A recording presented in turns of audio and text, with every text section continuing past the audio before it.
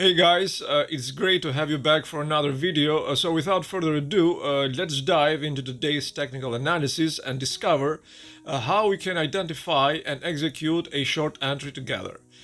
Now, with the initial clues of this double top peaking inside, especially after the British pound USD pair strongly imposed to the upside, it would be wise to examine deeper.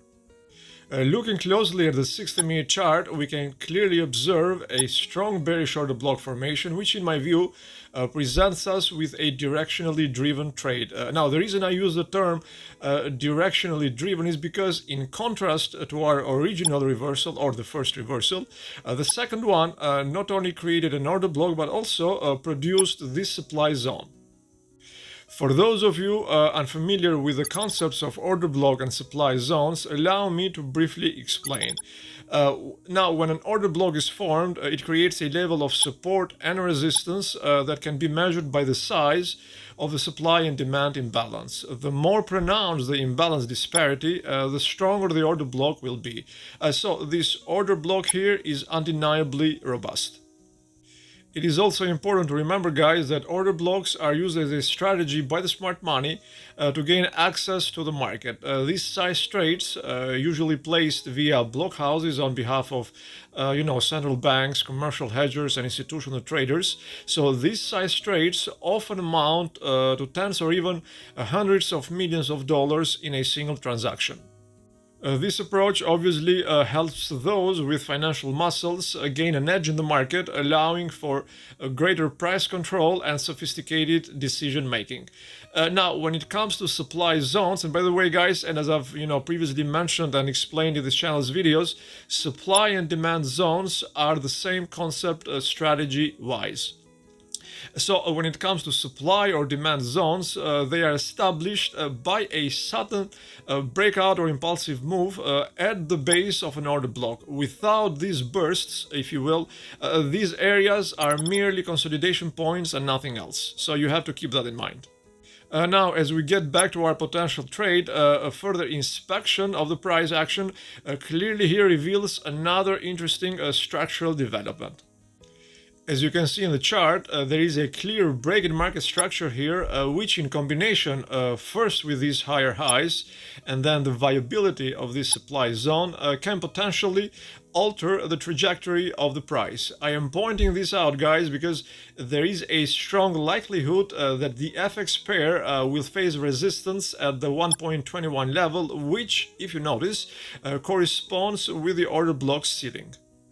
So it's clear that all these technical elements will have significant implications in terms of how the price will react to supply and demand forces going forward.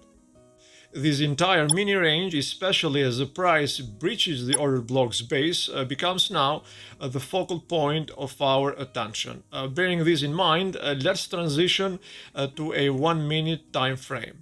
Obviously, the first thing we notice after the switch here is this support area, which, given its stability, has been tested multiple times previously. The question now is, does this dynamic have a bullish or bearish implication? The answer to this question is that until the market gives us clear evidence that a sustained bullish or bearish trend is about to occur, we will not attempt any trades. Only when the market's tendency has been confirmed, relatively speaking of course, only then we can move forward with an entry. And that confirmation comes as the market, after printing a series of lower highs, experiences a break in structure and the subsequent formation of this 5-minute order block, which leads to the origination of this supply zone. The pair, after exhausting to the downside, reverses and races higher with a big move about the 0.207 level and into the supply zone with several bullish bars, as you can see in the chart, along the way. It is important to note, though, that this surge in price shouldn't be perceived as a strong trending move. This was just, in my view, a temporary correction driven by smart money to grab more liquidity from the hands of the retail crowd. So our entry would obviously be triggered once the price enters the supply zone, which, as I already mentioned, is an area that can impact the dynamics of the market and could force the pair's price in the opposite direction. Here we have our desired profit targets. Obviously, our stop loss should be placed up here.